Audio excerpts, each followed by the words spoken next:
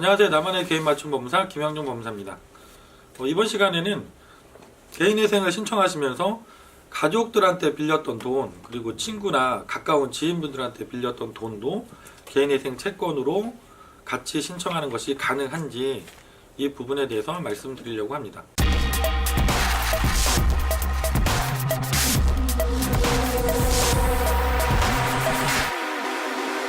제가 지난주에도 여러 차례 전화를 받았던 케이스인데요. 특히 사업을 하시던 사장님들의 경우에 많이 발생을 하시는 것 같습니다. 내가 이제 사업이 어려워지셔서 금융권에서 대출도 다 받으시고 카드에서 카드론도 받으시고 현금 소비수도 받으시고 했는데 더 이상 이제 금융권에서는 대출이 불가능하신 거죠.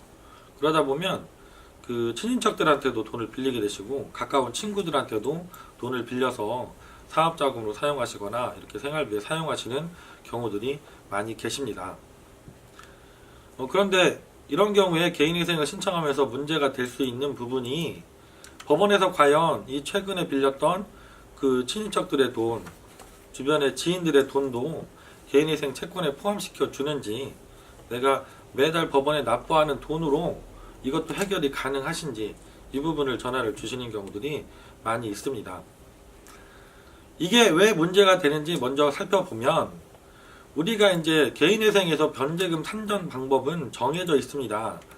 내가 이제 버는 소득에서 가족들 생계비를 공제하고 남는 돈을 내는 것이고, 재산이 잡힌다고 하면 그 재산 가치를 평가해서 3년 동안 변제하는 금액이, 내가 변제 기간 동안 납부하는 금액이 그 재산 가치를 상회하도록만 변제 계획안을 작성을 하면 통과는 가능하시죠.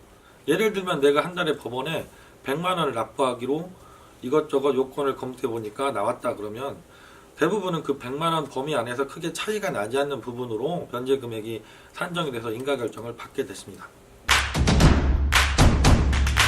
근데 법원에서 가족들 간에 돈을 빌린 것, 지인들한테 빌린 돈에 대해서 왜 개인회생에 산정을 해줄지 안 할지를 검토를 하시냐면, 내가 내는 돈은 법원에 내는 돈은 동일한데, 예를 들어서 금융권 채권이 1억이다. 그래서 1억에 대해서 매달 100만 원씩 변제를 하면 3,600만 원이 금융권 채무 변제에 쓰여서 변제율이 36% 정도 나오시죠.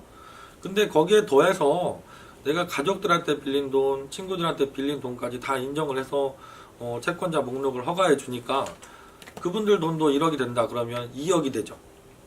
그러면은 총 우리가 변제율도 낮아지지만 금융권에 반이 가고 지인들한테도 우리가 변제하는 금액에서 절반이 가게 되는 이런 효과가 생기는 거죠.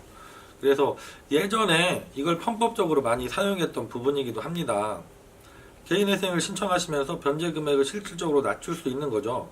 내가 주변에 지인들 채권까지 없는데도 예를 들어서 만들어서 넣게 되면.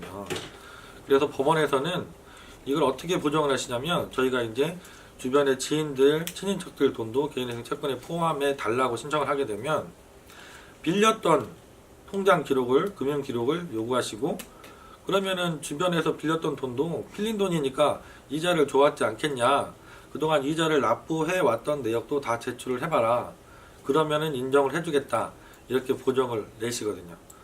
그래서 만약에 내가 개인회생을 지금 진행을 해야 되는데 금융기관 채무뿐만 아니라 가까운 지인분들 또 친인척분들의 돈까지 빌려서 사업자금이나 생활비로 사용하셨던 분들은 그 통장 기록을 쭉 한번 검토를 해보셔야 됩니다. 내가 그분들한테 빌렸던 기록이 통장에 남아 있는지, 그리고 이자를 지급해 왔던 내역이 있으시다면 그 이자를 지급했던 내역이 통장 기록에 남아 있어서 법원의 소명 자료로 충분히 제출이 가능한지, 이런 부분까지 검토를 해보셔야만 내가 어느 부분까지 개인회생 채권자 목록에 같이 넣어서 해결이 가능하신지를 볼 수가 있습니다.